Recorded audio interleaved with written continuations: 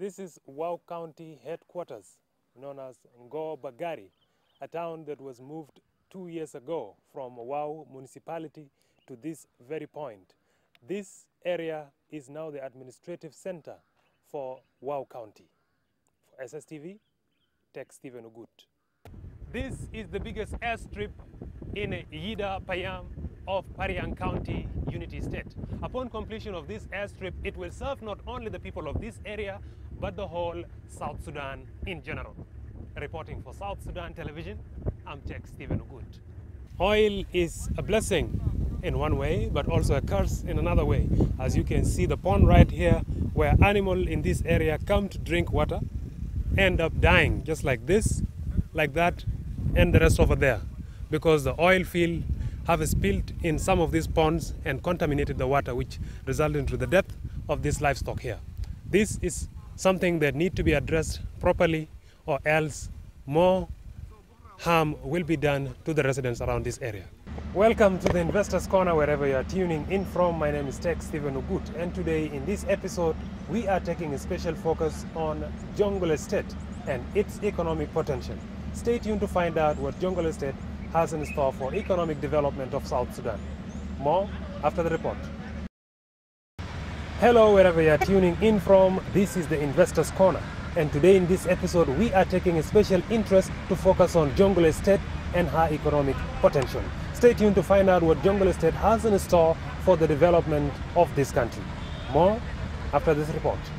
Shukran Alwel. Okay, now this is the end of our live coverage here, which is broadcasted live from Dr. John Garang Museum as we conclude the day of Martyrs Day. Under the theme, let's remember our heroes and our martyrs and give them the unity and peace that the country deserves. We wind up now here at the site and we hand you over to our studio, where we will continue with the rest of the program. Thank you very much for tuning in. My name is Tech Stephen Ogut, and on behalf of the engineers and our directors here on the field, I thank you very much. Until we meet again, goodbye. I'm here at Pariang to find out the prices at which they are selling their products. And it happens that the easiest things like onions here, which used to be 5, is now increased into 10. And most importantly, the easiest and the most important commodity like water, which is sold at 1 pound in Juba, here in Pariang is sold, the small one goes for 5 pounds and the big water goes for 10 pounds. This is the major problem facing the people living here in Pariang. And all that is because of lack of proper roads to transport the commodities. 50 years ago, on Sunday the 11th July 1965, in this house of Chief Paulino Rihan, 75 South Sudanese intellectuals who gathered in this house to celebrate a wedding ceremony were brutally murdered by the then Sudanese regime.